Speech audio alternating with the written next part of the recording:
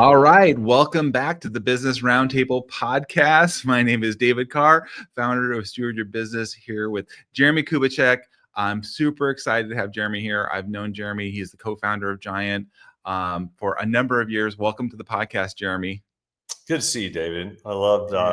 I loved your music, the vibe. Let's go, man. I'm excited about it. Oh man, so glad to have you here. For those of you that are listening, you probably heard me talk about some of these tools, Giant, 5 Voices, 5 Gears, a whole bunch of these things over the course of many podcast episodes. And I'm super excited to have Jeremie here because he has been an influence in my own leadership journey over the last few years, being a Giant certified guide. Going back to 2023 and just being a part of a great community, really creating a multiplying effect. So super excited to get into it with you here, Jeremie. You now have been an author of a number of books, 100X Leader, 5 Voices with Steve Cochran, and now the voice-driven leader we're going to get into today, share a little bit about, among other things.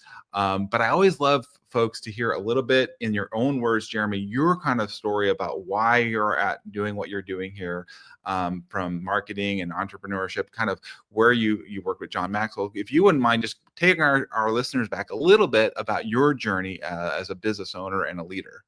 Yeah, man. Thanks for having me, and thanks for that. Yeah. So, yeah, for those interested, when I was 21 years old, I moved to all places. I moved to Moscow, Russia. And it was right after the fall of communism. And I started economics school. It's the largest private school in Russia today. Started an accounting training company and a marketing consulting business, and with a team. And we had a team. And so what happened? It was early. It was like Chicago in the 30s. We had a client assassinated. We were in a coup attempt. We lived above a mafia group. So my first book became a bestseller. It was called Leadership is Dead. It was a Wall Street Journal bestseller because of all the mafia stories probably in it. And it was just a fascinating period of time. But what happened was I got to watch, I studied Russian history from World War II, their view of World War II, and versus the American view of World War II. Fascinating. And got to see another perspective. But at the end of the day, I had this like big epiphany of watching what 70 years of communism did to the people. And I got to be with the people, and I realized that it was a dominating culture of control, and it led to apathy and abdication. It didn't lead to empowerment. It didn't lead to liberation. And so I started creating like the support challenge matrix, one of our tools, and that came the liberation domination concept. And I started just thinking about people. And with me, I always think of 3 categories. I think of businesses are aligned around strategy. What's your business plan? Financial plan. How do you make money? And then your people, your talent. And it's a very crude, simple version of business. But you think of those 3 areas, you think, well, if you have a business plan and money, and then you hope you find good people, what does that do for you? Or if you have money and people, but no plan, or if you have a plan and people, but no money, you have to have all 3. They all have to go together, right? So, so I came out of that situation at a very young age with a different perspective than most people did. And then I went on and what's hard to explain is my dad said, in your 20s, it's not what you do, it's who you work for that's most important. So I found a liberator, and I worked for this guy named Kent Humphreys, and he shaped me and changed me. And then he sold, and I worked for the private equity group, and they were a dominator group, not a liberator group. But I got to experience good and bad from both sides. And I was a part of acquisition team. We bought 17 companies in 3 years. I started 3 .coms. So by the time I was 30, I think I'd started, 5, 6 companies, had bought, as a part of private equity for a number of years. And I'd just done a lot at that age. So that gave me a perspective as an ambitious business person, this whole framework of the importance of all 3. You have to have a business model. You have to have a financial plan. You have to have a people development system. Yes. And then as I started to build a growth advisory business called Giant, a growth consulting firm, that's what we started coaching people on. And we realized that it's easy to get a business plan, and it's easy to have a financial plan, easier to get in a room. get in a room and think about it with some smart people. But the hardest thing is people, and people always screw up the business plan. They always screw up the financials in some way. And so if you don't get ahead of it, if you don't think strategically about people and talent and building your bench, they'll always undermine your plans. And so that shifted me to overemphasize people development because it's very easy to do some of these other tasks.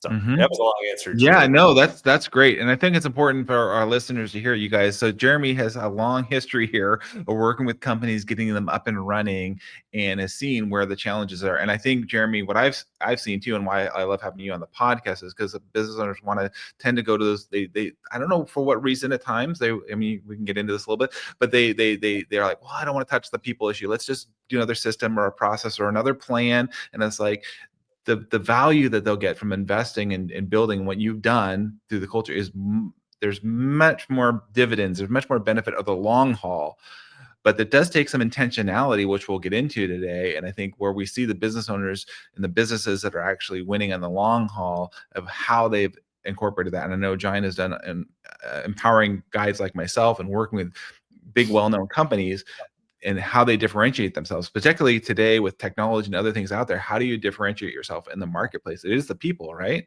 It is. And so I went on and we bought John Maxwell's assets, and then I merged them into Giant. And then we partnered with people like Pat Lencioni and Henry Cloud, and all these great thought leaders, and they're amazing people, really are. And we started helping them build their businesses and scale. But we kept running into another issue, which is how people learn. And we started seeing the 20th century model and a 21st century model. So I used to run these brands, the Catalyst conferences, LeaderCast, some of the largest leadership events in the world for that period of time. And it was bothering me because it was like, okay, we're a one and done. Everything in the past was butts and seats selling books. So people would learn from events and books. They don't learn that way in the 21st century. Everything is visual. And the next generation, they learn through YouTube videos. They learn through watching and observing and, conversations. So Steve and I formed a partnership. And we said, let's go after changing the way people development happens. But it has to start with a mindset from the owner, from the leader, to start treating people as an asset, not a liability. And so, and then there was another misnomer that happened in the Good to Great book, which is awesome. And Jim Collins is a friend. We used to work with Jim. Jim is awesome. And that book was one of the most, it still is one of the best books. But in the book, he makes this comment of like, get the right people on the bus, right? That's it. Get the right people on the bus. So even like in EOS or some other places, people have this misnomer of like, well, we just got to get the right people. Just hire and find the right people. We'll find them. And I'm like, yeah. I mean, like, that's great. Yes. But that's just the beginning. It's like, how do we pull they bring their culture into your culture, good or bad? And they could be a great person and be a know-it-all and completely disrupt your team and your culture. So it's not just get the right people, but actually develop those people into your culture, your systems, your standards, so that they bring their best into your best. So it's not just find good people and it all works out. And I think that's a misnomer for a lot of entrepreneurs. No, I agree. And as I talk to, Jeremie, I talk to executive recruiters, talent sourcers, right? They're like, I can find you some great people, but what's your culture? How are you integrating them into what you have? And a lot of companies, I hear them say, we struggle with the success of those people staying with those companies. Even though they're great people, we recruited them. There was an intention of like, how do we integrate them over the long haul? And as you and I know, in businesses, when you come in a certain role too, hopefully if the business is growing and developing, that means your role and responsibilities are going to likely shift as the company shifts and grows. And if you don't know how to do that well, we start to live in like you said, unhealthy culture is what I've seen, where people just want to hold into their little spaces, or I know this and this control, and it doesn't create a space where people want to come and be a part of over the long haul. That's it. Yeah. So then it is this, It's the idea of assimilation.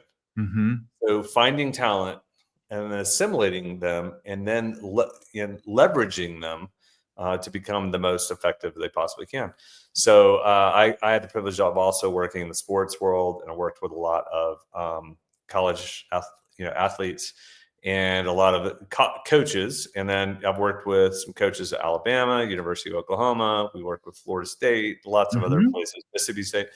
And we're constantly training the coaches on the concept of what is culture. And Mm-hmm. culture is atmosphere. And you can't bring in a disruptive player, can disrupt the atmosphere very, very quickly. So the culture dynamics. And I'll also brag on my team, the Oklahoma City Thunder. Oklahoma City Thunder basketball team that I'm from, but they've done such a good job on culture building because they understand the locker room and the practice mindset and the locker room mindset, and then will show up on the game day mindset. And Mm. so if you're listening to this and you're like, yeah, okay, tell me more. What we're saying is you have to apprentice talent. You have to develop talent, and you're constantly working themselves up. I Mm-hmm. have a good friend who is on the board of Quick Trip, and they're a gas station chain. They're like the Chick-fil-A of gas stations. Yes. And they have this phrase that leader readiness trumps opportunity. And so they won't open a new location until they have their two deep of their teams. Their first and second line have to be fully developed and fully ready to be able to start a new Smart. location. Mm-hmm.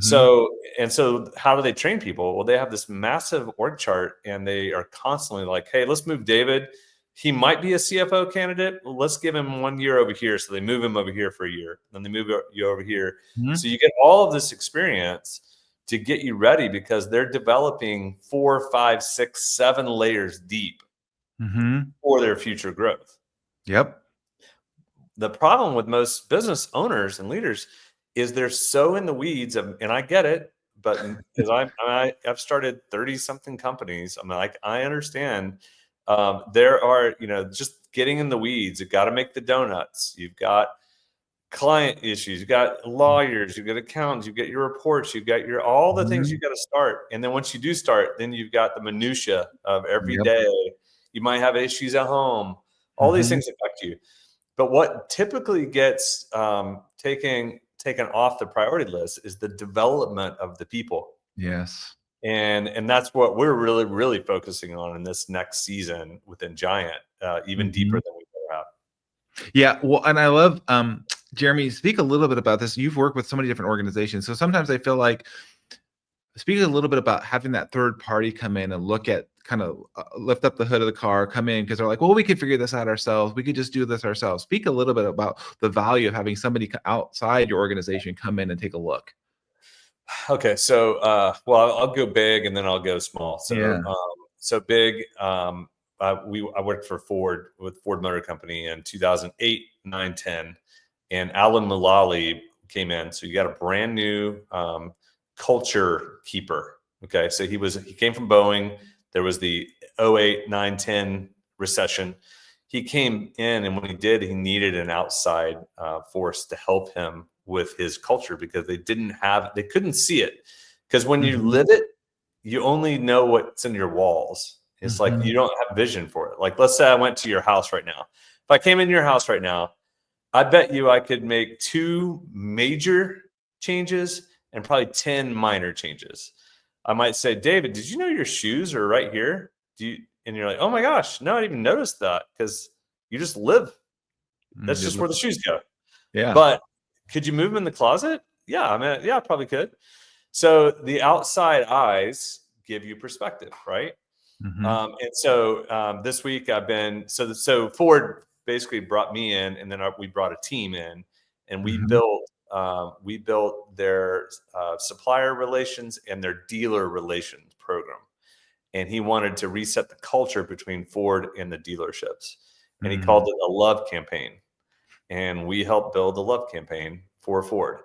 And we built the tools, we built the systems, we built the process, and so we were the ones who helped to get that And it changed. It changed the culture. Their scores went up, all these different things.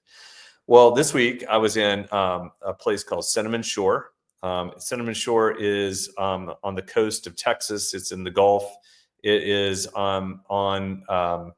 it's Mustang Island. And the friend of mine is the developer, and they have, gosh, I don't know, 500 plus houses on the ocean, and they're gorgeous. And it's a planned community, golf carts, and it's a resort. But they needed another set of eyes, so they've asked me to come in and work with them on the customer journey. And there's 3 or 4 different customers, and on the employee journey.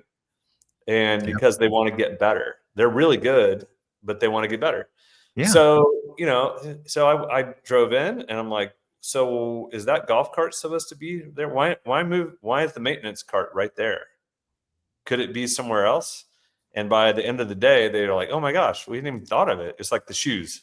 Yeah, we moved it to this other little spot.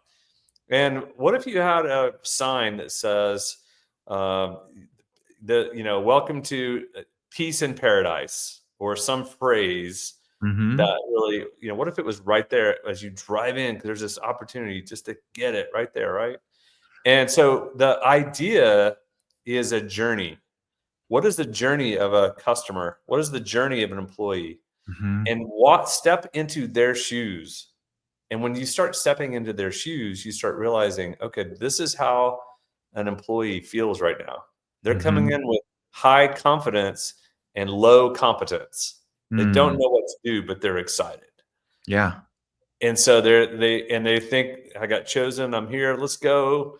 And so how do you take them through that foundation stage? How do you onboard them? And then, you do the work and they watch you. Well, now you get them to, you do the work and they help you. So how do they start getting immersed into their world?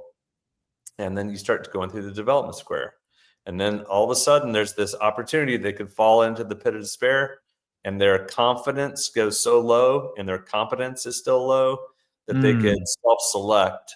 So you have to lead them into the engagement stage, which is rising confidence, rising competence, and you have to affirm, but you have to do it based on their wiring, their personality, and your personality. And that's where it gets super complicated, but super doable if you figure it out. And we think we've solved it. We think we've basically gone, here's the voices, here's the tools, now here's the roadmap, here's the journey you're trying to take every employee on. And if you can get them through the square, they become an asset. And then they become what you've always hoped they would become. Most people just hire people, and if they don't become it, they fire them and then try to find another one and another one. And it just becomes a turnover factory. Yeah. Oh man, there's so many great nuggets there, Jeremie, that you just brought up. And as one that has been in that space of what you said, I didn't know that way, and I didn't have worked with a company that didn't quite understand how to do that.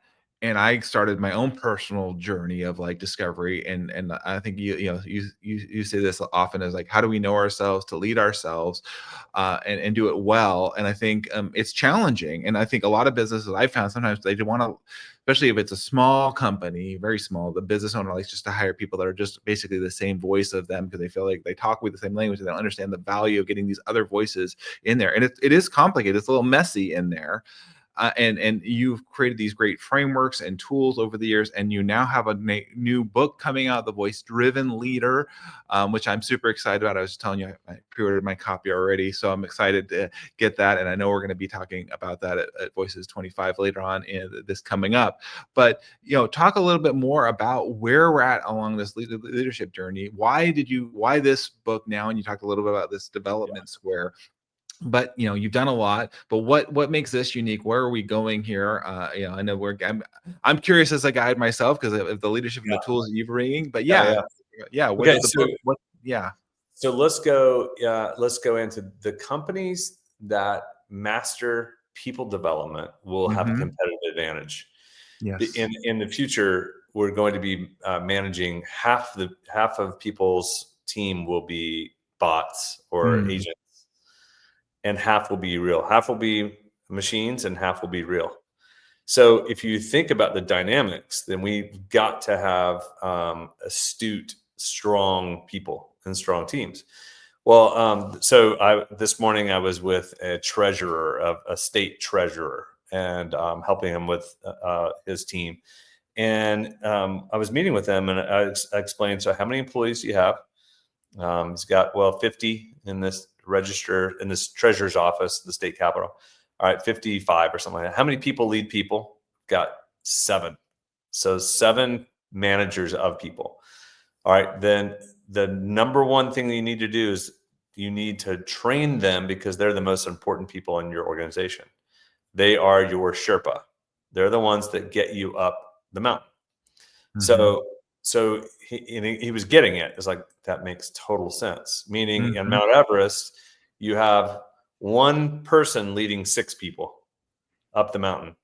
Without the Sherpa, the guide couldn't take 50 people up. There's no way. But by distributing it, now you've got these. Well, that Sherpa need to be the healthiest people in your organization. So if you're listening to this, how many people will lead people in your company? Make that list and draw circles. If you have 10, let's say you have 10, draw 10 circles, put the name of every person in their each individual circle, and then give them a score. Half the circle is performance 1 through 10. How would they do? And in this case, this morning, he gave one of his leaders a 9 on performance, meaning how good a job does she do? And he gave her an 8 on leadership. Pretty high. 9, 8 out of 10. 10 is the highest. That's really good. Yeah. The average, when I've been doing this for the last, 4 or 5 years, the average has been 6.4. The average Sherpa score has been, they perform at 6 out of 10. Now leadership is the other side. So performance is 1, leadership is the other, 4 out of 10. So how's that working for you if your Sherpa, your people who lead people, are 6 4s? Right. Well, a 6 is a D on the grading scale, and a 4 is failing. So if you think you have a 6.4, then they are not effective leaders. So what has to happen to get them to an 8 in performance and a 7 minimum in their leadership? If you get a 7.7 or 8.7, you've got a really solid team. That's a really good team. You can do a lot. So that's the game. The entire game is now to develop your Sherpa. So you then need to know, well, who are you? Well, David and I are connectors. So if we're connectors and we're the leader and we're onboarding people, we're not the best in onboarding because we may not give enough detail. Yep. We will definitely give enough rah-rah. Like, oh man, it's so good to have you. Oh, we're doing this and this. And we'll definitely overload them on vision. So we'll give them vision. We'll give them excitement. We'll give them love. But the detail of like, what's your password? How do you sign in? What's the process? It's just, that's kind of like, ask Cindy. She'll take care of it. Ask Tracy, right? So we'll ask the guardians to take care of all that. So then the onboarding process. And then when we take them to the immersion stage, sometimes it's like, well, it's hard for us to delegate. We're not the best delegators because we kind of like to do it ourselves. Or we hope that you figure it out. So the point is whoever you are as the leader, who are they? You have to know yourself. And that's the power of the 5 voices. And David, you can share the link and all this stuff. Yeah, absolutely. The power of knowing who you are is one thing. Then you need to know who they are. And who's they? It's your Sherpa, or it's any employee that comes on. If you are the Sherpa, any of your new employees. Well, if you're a connector and they're a nurturer, there's clues. It's called the voice-driven leader. Lead based on how they want to be onboarded, not based on how you onboard. So if I know I'm with a guardian, they're going to have a lot of questions. I need to do the work to give them everything they need so that they're successful, so they onboard in that first month or 2, so that they can be the most effective and ultimately get them to the engagement. But if I run ahead of them, which most connectors will do, I leave them in the dust and then they get frustrated and then I'm frustrated with them. And now we've got an employee issue. All because I didn't lead them based on who they were. I was leading based on who I am. Yes, and it's natural. I think what I like about the 5 voices, Jeremie, and there's a great breakdown, and like Jeremie said, I'll give you guys a link to the 5 voices assessment. You guys can take it down there. There's a component of nature and nurture and choice and how we show up here. And to your point, Jeremie, you're saying how we show up naturally, but then how do we learn how to be with these other folks? It can be learned, and how can I better interact with them? I was just talking with a client today about that, who he's a nurturer and his wife's a guardian, and why he's all about relational harmony and just make sure everybody's okay. And she's just frustrated and she's like, can you just tell me the specific thing? This is what I need, a high challenge. And like, he didn't understand that. So he was like trying to ask you all these questions, and she's getting frustrated. And she's like, I just need this. and so there can be, and that's, I mean, this is not just at work we're talking about. This is at home, marriage, Right. relationships, right? It goes across the board. Kids, the whole bit. Yeah. And it's so interesting because, again, back to Jim Collins. So we got the right people on the bus. Great. What I'm trying to say is that's just the beginning. Mm-hmm. Where are we trying to take them? What do we want? What are our expectations? What are they supposed to do? What's their role clarity? How do they win? Mm-hmm. How do other people know how they win? So the journey, we've tried to make it now super simple. Okay, great. You got a good employee. Awesome. Who are they? Well, who are you? Your person. Who are they? Are they a guardian? Are they a nurturer? Are they a creative, a pioneer, another connector? Who are they? Once you know who they are, it's a clue. Now let's give you a roadmap. You're in foundation stage, onboarding stage. Now you're in immersion stage. Let's avoid the pit of despair. Let's get them into the engagement stage. Let's get them into the multiplication stage. That entire development process is a minimum of a year. Minimum. Mm-hmm. It would take probably 2 or 3 years, honestly, to build an unbelievable teammate. And then once they are, then they can start multiplying other people. And now we're actually built a roadmap so that people who've got good people on the bus now know where to go. And I think that's what's missing in most leadership, because most leadership books is just a bunch of motivational jargon. And it's it's all about be a better performer, awaken the giant within. All these things that are for you, but that's you to be a climber, not to be a Sherpa. The Sherpa has to be healthy and perform, but they have to help people perform. They have to help people climb. And that's what leadership is about. Jeremie, so well said. And I think, you've worked with a lot of private equity and building firms. And what I've heard a lot of, as I look at people that are either wanting to exit or potentially buy a company, to your point, they're actually, what's that leadership team look like? What's the dynamic, especially when we're talking professional services in particular? Because your point of like, this is not healthy. I mean, what am I actually buying as a company? Especially if that leader is key and they want to step out, and they're like, what's this team? And to your point, most of the time, that's what I've talked with folks that are doing exits. Like, it's going to take us 2-3+ years to get your company in a good enough shape, right? So to get all those yeah, totally. And Landon Lynch, one of our giants, we're working with a couple of private equity groups right now. And and in private equity, they have 3 years, and then 3 to 5 years, they'll turn and sell the business to the next group. So their job is always 3 years. Well, but they love talent. They just want it to be developed by the leaders. So the best leaders will always build their bench. They just have a shorter time period to do so. And you can do it. You can speed up. You can hire some all-stars, and then you bring them in, but the job is simple. Who are your Sherpa? Where are they now? What needs to happen to get them to an 8.7 or an 8.8? That's it. So now if you understand performance and leadership, we're giving you clues on how to speed up the development process. But there's still work to be done in the development process. You still have to do the work. But if you're an entrepreneur or an owner, it's all about Sherpa training. Spend all of your time on Sherpa training. They'll take care of the rest of the employees. And I think that's a misnomer. A lot of people will just go, well, we do an annual retreat. We do an annual 1 day of training. Check. That doesn't mean anything. Mhm. No. Yeah, but why are you like a sieve and your back door's open and no one likes Tom over here? Well, because Tom is an 8 in performance and a 2 in leadership, but he makes money for the company. We don't want to lose him, but he's killing your employees and he's killing your culture internally. Mhm. So, because you gotta remember, culture is atmosphere, and if you're the leader, you're the keeper of the atmosphere. You are the leaders define the culture, but your sub leaders, your Sherpa, are subculture leaders. They define the subculture, and if you have 8 leaders, you have 8 subcultures, and those subcultures, they need to be majority positive. But if you get 6 subcultures that are negative and people don't love to work, or they don't, if they're undermining you, you're going to be underwater very, very quickly.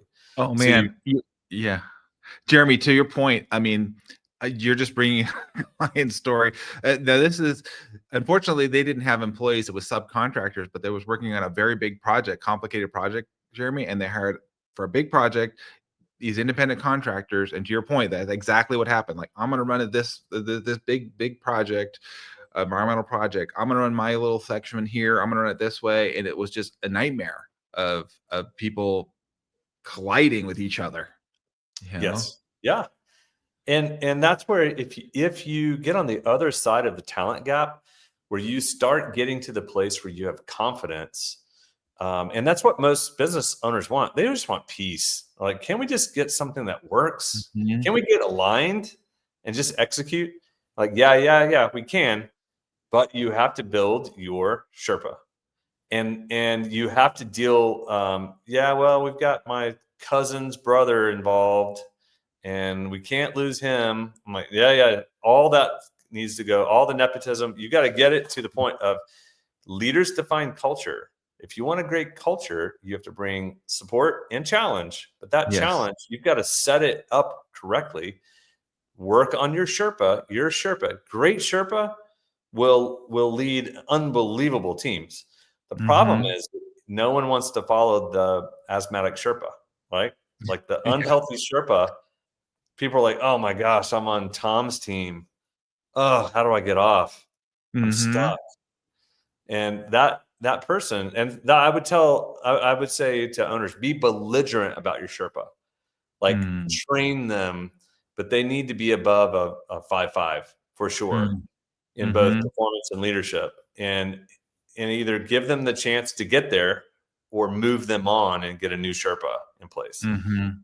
But once you have 75% of your Sherpa that are healthy and moving, now you can move the needle. Now you can start seeing things really, really happen. But again, I think there's just so much. Like, I love EOS. EOS is awesome, Mhm. um, but it so misses on people development because Yep. it's just like, we'll just get good people and then follow our system. You're like, yeah, well, who are they? Are they a guardian? Are they a nurturer? Like, you got to know a lot. There's a lot more that goes into it. But EOS with 5 voices Yes. is giant. I love working Game with ES implementers. Yeah. game over Mhm. if they install the people section of it.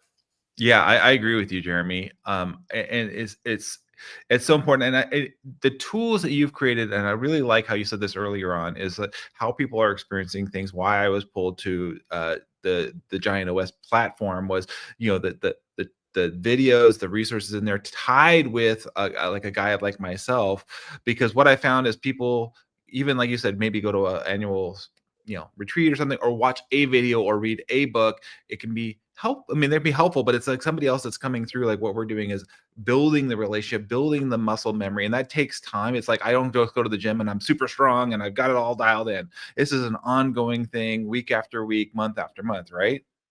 That's it. Absolutely. And when you are consistent and put together that, again, that's back to Quick Trip. You're building layers of depth. Like, Hmm. imagine if you're listening to this and you go, we're 4, 5, 6 deep. I could plug and play anybody at this position. Wouldn't that be amazing?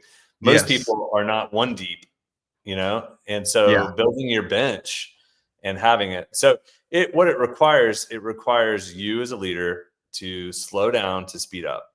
It Mm. requires you to stop long enough to get a game plan and know yourself. Then you start with yourself. Here's who I am. Oh my gosh, I'm a pioneer connector. I run past people. I go too fast. And that's why I'm always having these turnover issues. Okay, got it. Good. Now, who are your Sherpa? How deep are you right now? Be honest. I've got 4 Sherpa. We're at an average of 5.5. I got to get a stronger group of Sherpa. Great. Yes. Now, how do we get the Sherpa to start leading their people? And what's the development plan for them? So we got to train them to develop. So there's a system, there's a process. And that's what this next book, The Voice Driven Leader, all it does is here's the development crisis. Here's the development system. Or like, how do you actually develop people? And then here's the system that you put in place. And it gives you all that. And then we've created, on top of that, 5 Voices AI. We actually have it now to such a degree. All you have to do is ask questions of it. And, hey, how do I take a nurturer connector through the immersion stage if I'm a pioneer? It walks you through it. It helps you in addition to it. So we're trying to give every resource possible for people to actually not have any excuses. Yeah, Jeremie. So you guys, we're going to make sure everybody, you can, the book is actually available for pre-order now on Amazon and all those good places. We'll make sure that the link is in there. And like I said, the 5 Voices assessment. So you guys can actually go in there and start checking this stuff out now. And I like how, Jeremie, you said this too. You're a way of quantifying. There's different ways that we can quantify through the team performance assessment. There's other ways that we can go through, and I'm excited to go in even further, Jeremie, as you're explaining in the book here, of how to walk folks through this journey. Because I think sometimes people get a little frustrated with like, oh, these are soft skills. How do we quantify this? How do we wrap our arms around it? But you have spent a lot of time and an effort helping us break down from alignment to relational trust, or how we're executing and our capacity, all of that stuff in a very, very thoughtful way. And it works. We know that this works when we break it down. Absolutely. Yeah. Mm-hmm. And yeah, we've been doing this for way too long. And when people get to it, they just appreciate the simplicity. We've made it simple enough for a 13-year-old. And just a side note, I did this. My kids are all in their 20s, but I started with our kids when they were 10, 12 years old on the tools and then the 5 Voices. And it changed the dynamic at home. Mm-hmm. So my wife, when she found out, she's a guardian. I knew that. She's a guardian nurturer. I'm a connector. So we're Nemesis Voices. And we have a creative daughter, we have a guardian son, and a nurturer daughter. Once we figured out who they were, we started speaking their language, and it changed the relational dynamics between us. We started pouring in, and they started to open up and accept us apprenticing and developing our own kids. So much so that we developed a plan of how do you take them through every year, 13's year of identity, 14's year of relationship, 15, every year to get them to launch at 18. So we created that system because we're intentional, all because we knew who they were. And, that's the beauty of it. Everyone just wants to be known. And once you're known and they see that you're trying, they will appreciate you, and you'll have more influence in their life, and then they'll run through walls for you. And then you'll be a person that people want to follow, not have to follow. And there's a big difference between those two. A big difference. And I want to just acknowledge that, Jeremie. I mean, I've got to meet your wife, Kelly. Will is part of Giant. I've actually seen this at firsthand. So this isn't, and I've got to know Steve Cochran, who Jeremie and Steve have worked together, lived together, gone through things, life together. So this is true. And this is what I love about the Giant community and working with other guys, and why we're so passionate about liberation and helping people. And Jeremie, why I have you here on the podcast. I know we're getting close and the time on the podcast. I definitely could go longer. You and I are both connector voices, for those of you who don't know. It's funny, as you're saying that too, Jeremie, my wife's a guardian nurturer as well. And so it's like, where we had these conflicts, now we're creating a better space of understanding and appreciation for one another. So important. Yeah. So, the way we started, we moved to London, and we moved in the manor house, and Steve Cochran had his family, and we had one family in 2 different wings of this old estate.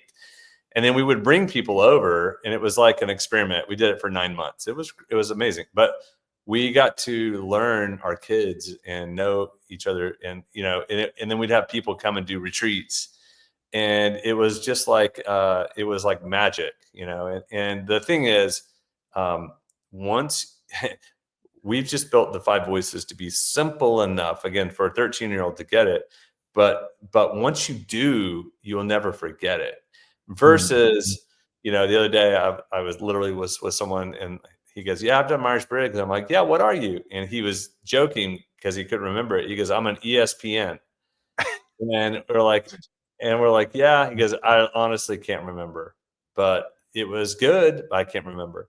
And we've tried to go, well, once you know if you're a connector, you'll never forget that. If you know you're a pioneer, you'll never forget. At least you'll know your foundational voice. And that's what we're Yes. trying to do, is like help people know themselves so they can lead themselves. Then help them to know other people so they can help them lead them. And when you do that well, gosh, it's way better than being accidental. You avoid some of the issues that most business leaders have because they're accidental with their leadership. Yeah, and that's the whole point of this podcast. We don't want you to be accidental. We want you to be intentional. Jeremie has and Steve Cockerman and the team at Giant have just amazing tools and resources. That's why I got certified as a guide. 5 voices for teams and helping you be more impactful. Uh, as we're wrapping up the podcast, Jeremie, I like to always give our guests an opportunity. If as we've covered a lot of ground here today, just last maybe thought or action that somebody can do, that you would say, hey, if you did nothing else, if you took nothing else from this podcast and you listen to this today, hopefully you'll walk away with this, thought or action. Yeah, I would hope that you'd be super, super curious to figure out who you really are. So going to take the 5 voices, it's going to tell you what happens to you under stress, where do you tend to go, what are your patterns and actions, and you'll find if you take it in the right spirit as you're taking the assessment, don't take it based on who you think you should be. We don't want to know who you play on TV. We want to know who you really are. And so if you just take it and go, oh my gosh, this, and then you read it and soak in it, you'll probably find is probably, we hear this, I don't know, 10,000s of times. We've had just a lot of people take this and they'll go, oh my goodness. Like I've seen people cry. I've seen my own kids read a report and cry because it's like, this is me. This is me. And once you do, then there's something that happens. You have to give yourself grace and truth. You bring support and challenge in this process. So I hope you would want to know who you are. But because once you know who you are, you'll start going, well, I want to know who David is. I want to know who my wife is. I want to know who they are. And then once you get to know who they are, then the voices are like languages. Then you just learn to speak their language. When I used to live in Europe, I would go all over Europe, and I've lived in Europe twice. And when I'd go into France, I would try enough French because the French said at a cafe, like parlez-vous français? And they're asking, and I'm asking for, can I have a cup of coffee? And in the nicest, trying to do French. But because I'm trying, they at least appreciate it. Versus if I'm like, coffee, black, no sugar. That's guaranteed spit in the cup, right? So it's like the idea is when I attempt to know another person's voice and I attempt to show it, they'll let their guard down because they'll see that I'm trying to get to know how they operate and work. And once I do, it's like cracking a code. Now I've got an opportunity to turn them into an asset, not a liability. So that's the game. Yes, I love that. Yeah, you guys, I'll have that in there.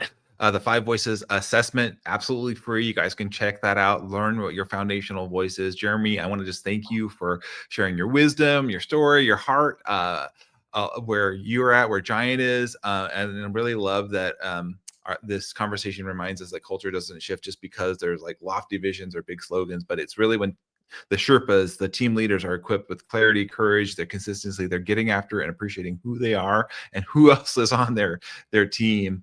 So I just super excited about that. And then for those of you that if this sparked something for you today, I want to make sure that you guys go check out the new book, Jeremie and Steve Cockman, The Voice Driven Leader. It's coming out here. What's the date? When's it actually going to be released? Mid-October. I think Mid-October? October 18th, something like that. Okay. Yeah. It may say Yes. November on Amazon, but it's really October.